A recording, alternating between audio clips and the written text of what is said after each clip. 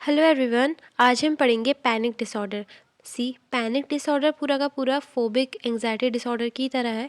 बस उसकी तरह इसलिए है क्योंकि साइन एंड सिम्टम्स इसमें सेम ही आते हैं। बस डिफरेंस इन दोनों में ये है कि जो पैनिक अटैक है वो कभी भी आ सकता है। अब किसी स्टिमुलस की ज़रूरत पड़ भी सकती है, नहीं भी पड़ सकती है। ठीक है, कभी भी आ सकता है इसका। अब जो हमारा पैनिक डिसऑर्डर है ये अनरिलेटेड होता है टू पर्टिकुलर सर्कमस्टांस और इंटरमिटेंट होता है। इसमें फिजिकल सिम्टम्स हमें प्रीडोमिनेंट देखने को मिलते हैं और इतने फिजिकल सिम्टम्स आते हैं कि पर्सन को कभी कभी लगता है कि कहीं मुझे हार्ट अटैक ना आ जाए, क्योंकि इतना तेज़ पाल्पिटेशन हो रहा होता है। क्लासिफिकेशन देखें तो इसमें पैनिक डिसऑर्डर आता है, जनरलाइज एंग्जाइटी डिसऑर्डर आता है, mixed anxiety and depressive disorder आता है and other specified anxiety disorders आते हैं। ईटियोलॉजी की बात करें तो चाहे वो पैनिक डिसऑर्डर है या फिर जनरलाइज एंग्जाइटी डिसऑर्डर है, इन सब की ईटियोलॉजी में जेनेटिक्स बहुत ज़्यादा रोल प्ले करती है। अगर फैमिली में किसी को है तो चांसेस हैं कि आपको भी हो सकता है। बायोकेमिकल फैक्टर की बात करें तो जो गाबा होता है ना, गामा अमीनो ब्यूटायरिक एसिड, जिसका हमारे सीएनएस फंक्शन में बहुत बड़ा रोल है, वो ऑल्टर हो जाता है उसका लेवल। साइकोडायनेमिक थ्योरी की बात करें तो जैसा हमने पहले पढ़ा था फोबिक एंग्जाइटी डिसऑर्डर में, यहाँ पर भी उसी तरीके से रिप्रेशन जो हमारा डिफेंस मैकेनिज्म है वो फेल हो जाता है। बिहेवियर थ्योरी की बात करें तो जैसा हमने वहाँ पे पढ़ा था फोबिक एंग्जाइटी डिसऑर्डर में कि अनकंडीशनल इनहेरेंट रिस्पॉन्स जनरेट हो जाता है, तो यहाँ पे भी सेम चीज़ होता है। अब ये सब समझने के लिए आप मेरी पिछली वीडियो यानी कि फोबिक एंग्जाइटी डिसऑर्डर वाली देख सकते हैं, उसका पार्ट 1।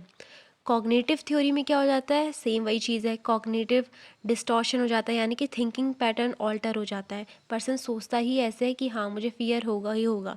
क्लिनिकल फीचर्स की बात करें तो पेशेंट को सेम वही है जो एंग्जाइटी डिसऑर्डर में होते हैं, जैसे कि shortness of breath, heart beat बहुत ज़्यादा तेज़ हो जाती है जिसको पाल्पिटेशन भी कहते हैं, चोकिंग होती है, चेस्ट डिस्कम्फर्ट होता है, स्वेटिंग होती है, डिजीनेस होता है, अनस्टेडी फीलिंग होती है, फेंटनेस भी हो सकती है, नोजिया और एब्डोमिनल डिस्कम्फर्ट होता है, डीपर्सनलाइजेशन होता है और डी रियलाइजेशन होता है, नमनेस होती है, टिंगलिंग सेंसेशन होता है, फ्लशेस होते हैं, चिल्स होते हैं, ट्रैम्बलिंग और शेकिंग होती है पर्सन में।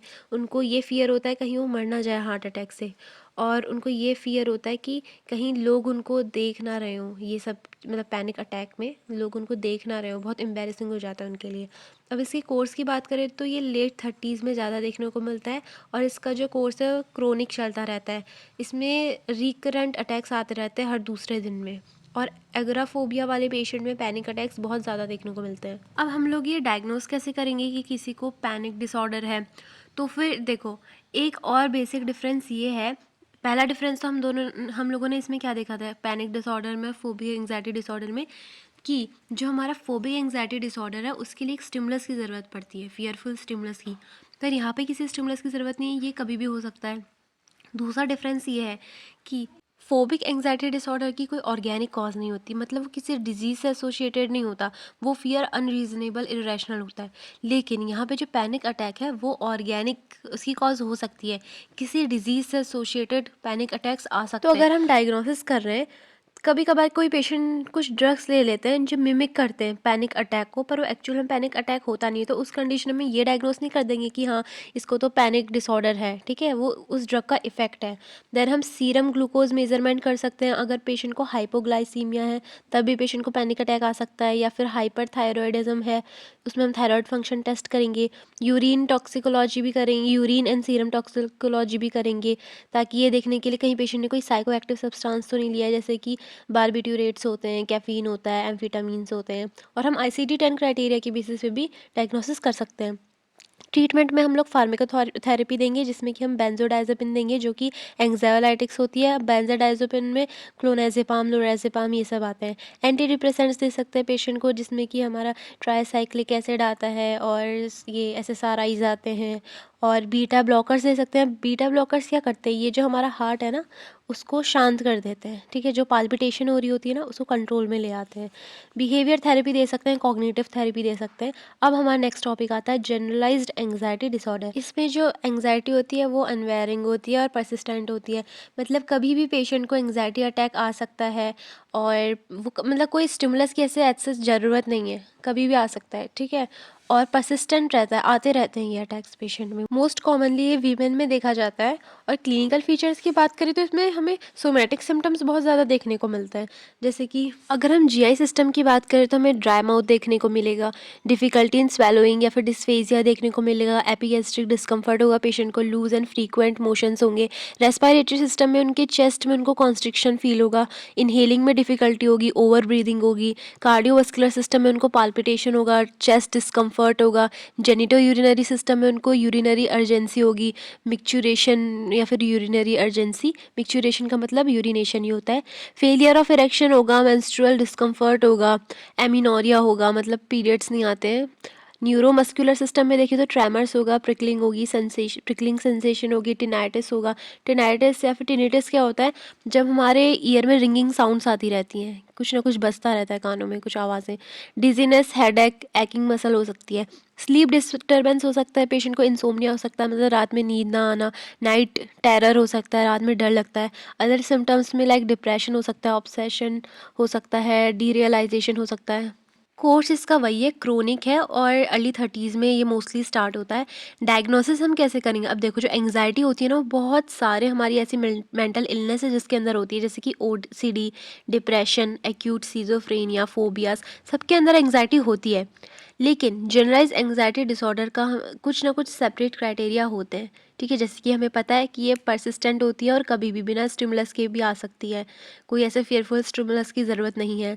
और ऑर्गेनिक कॉज भी हो सकती है इसकी, है ना।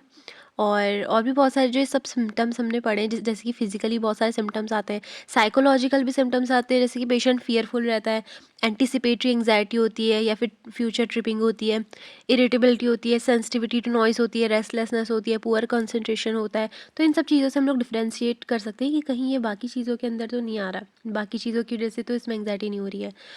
फिर बेस्ड ऑन ICD-10 क्राइटेरिया की मदद से हम लोग कर सकते हैं। ट्रीटमेंट की बात करें तो हम लोग फार्माकोथेरेपी देंगे, उसके अंदर हम एंटी एंग्जाइटी मेडिकेशन देंगे, जैसे कि बेंजोडाइज़ेपिन, TCAs देंगे, ट्राईसाइक्लिक एसिड जिसमें कि इमिप्रामिन आता है, SSRIs देंगे, selective serotonin reuptake inhibitor, beta blockers देंगे, बिहेवियर थेरेपी देंगे और कॉग्निटिव थेरेपी देंगे। नर्सिंग मैनेजमेंट में सबसे पहले हम नर्सिंग असेसमेंट करेंगे। तो सबसे पहले हम ये देखेंगे पेशेंट में कहीं फिजिकल सिम्टम्स तो नहीं आ रहे जनरलाइज एंग्जाइटी डिसऑर्डर से लिंक्ड, साइकोलॉजिकल सिम्टम्स तो नहीं आ रहे, सोशल डेटा लेंगे, पेशेंट कैसा सोसाइटी में बिहेव करता है, कैसा उसका इंटरेक्शन है, कैसी बॉन्डिंग है। फिजिकल सिम्टम्स में हम लोग ये देखेंगे ऑटोनॉमिक नर्वस सिस्टम से एसोसिएटेड सिम्टम्स तो नहीं आ रहे, क्योंकि अगर हम यहाँ पे देखें तो सारे सिम्टम्स हमें ANS से एसोसिएटेड ही लग रहे हैं, चाहे अब वो पाल्पिटेशन है या फिर हाइपर वेंटिलेशन है, ट्रेमर्स हैं, ये सब चीज़ें हमारी ANS स्टिमुलेशन में ही तो होती है। तो इस सब के बेसिस पे हम लोग पेशेंट का असेसमेंट कर सकते हैं। अब नर्सिंग डायग्नोसिस देखें तो फर्स्ट हमारी बनेगी panic anxiety related to real और perceived threat to biological integrity और self concept evidenced by various physical and psychological manifestation. मतलब पेशेंट में आएगी पैनिक एंग्जाइटी, अब वो रियल थ्रेट की वजह से भी हो सकती है, परसीव्ड थ्रेट की वजह से भी, मतलब रियली कोई फियरफुल स्टिमुलाई वहाँ पे प्रेजेंट हो भी सकता है, या फिर ऐसा कुछ भी नहीं प्रेजेंट है, उसके बावजूद भी पेशेंट में ये हो सकता है।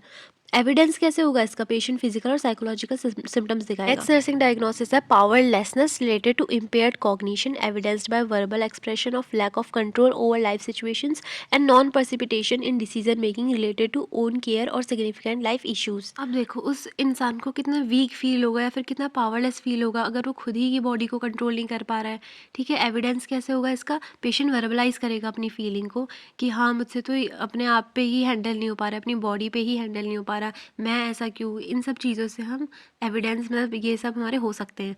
अब हम नर्सिंग इंटरवेंशन क्या क्या लेंगे? सबसे पहले हमें पेशेंट की सेफ्टी इंश्योर करनी है। अगर पेशेंट को ये फीलिंग आएगी कि हाँ मैं सेफ़ हूँ, मैं सिक्योर हूँ, तो पेशेंट की हम पे बहुत ज़्यादा मतलब एक ट्रस्टफुल रिलेशनशिप बनेगी। इसीलिए हम लोगों को पेशेंट से बहुत कामली बात करना है, बहुत सूदिंग वॉइस में बात करना है, एकदम सिंपल और ब्रीफ वर्ड्स में बात करना है। हमें पेशेंट की सराउंडिंग में स्टिमुलाई को मिनिमम रखना है, जैसे कि लाइटिंग्स को कम रखना है, कम लोग रखने हैं, नॉइज़ ज़्यादा नहीं होनी चाहिए, और अगर ज़रूरत पड़े तो ट्रैंकुलाइजर्स को एडमिनिस्टर करेंगे हम पेशेंट में, और ये भी बताएंगे कि क्या इसके साइड इफ़ेक्ट्स होते हैं, ठीक है। अगर पेशेंट को एंग्जाइटी हो रही है तो हम उसको रिड्यूस करने के लिए इंटरवेंशंस लेंगे, जैसे कि हम लोग रिलैक्सेशन टेक्निक दे सकते हैं, डीप ब्रीदिंग एक्सरसाइज दे सकते हैं, और अगर पेशेंट को एंग्जाइटी होती है किसी चीज़ से, तो हमें उसी वक्त नहीं पूछ देना है कि आपको क्यों हो रही है, किस चीज़ से एंग्जाइटी हो रही है, क्योंकि उस टाइम वो पर्सन बहुत ज़्यादा मतलब डरा हुआ होगा। उस टाइम हमें नहीं पूछना है। उस टाइम हम वो चीज़ सीज़ करने के लिए रिलैक्सेशन टेक्निक या फिर डीप ब्रीदिंग एक्सरसाइज ये सब करा सकते हैं। जब पेशेंट थोड़ा शांत हो जाएगा, उसके बाद हमें पूछना है कि क्या कॉज थी जिससे आपको एंग्जाइटी हुई, देन हमें उस पर वर्क करना है। पेशेंट के साथ हमें अनरियलिस्टिक गोल नहीं रखने हैं। जैसे कि पेशेंट को एग्ोराफोबिया से लिंक्ड पैनिक अटैक्स आ रहे हैं, तो ये नहीं कि हम सीधे पेशेंट को पार्लियामेंट में भेज देंगे और बोलेंगे वहाँ पे जाके स्पीच दो। ये तो पेशेंट के लिए बहुत अनरियलिस्टिक गोल हो जाएगा ना, बहुत अनरियलिस्टिक टास्क हो जाएगा परफॉर्म करने के लिए। ऑब्वियसली पेशेंट बहुत बुरी तरीके से उसका कॉन्फिडेंस गिर जाएगा और भी ज़्यादा, ठीक है, और सेल्फ कॉन्शियस हो जाएगा। तो हमें क्या करना है, धीरे धीरे छोटे छोटे स्टेप्स लेके पेशेंट को एक असेंडिंग वे में पहुँचाते जाना है, ठीक है, धीरे धीरे एक्सपोजर कराना इन चीज़ों का। उसके बाद क्या करना है, सेल्फ़ केयर एक्टिविटीज़ प्रमोट करनी है। पेशेंट को ये बताना है कि कैसे आप अपनी सेल्फ़ केयर एक्टिविटीज़ परफॉर्म कर सकते हैं और उनको बहुत रिस्पॉन्सिबल बना देना है इस चीज़ के लिए। देन हमें आइडेंटिफाई करना है कि ऐसी कौन सी सिचुएशंस है जिसमें पेशेंट बहुत ज़्यादा पैनिक कर रहा है, ठीक है। और अगर पेशेंट प्रोग्रेस कर रहा है तो हमें उसे पॉजिटिव री देना है।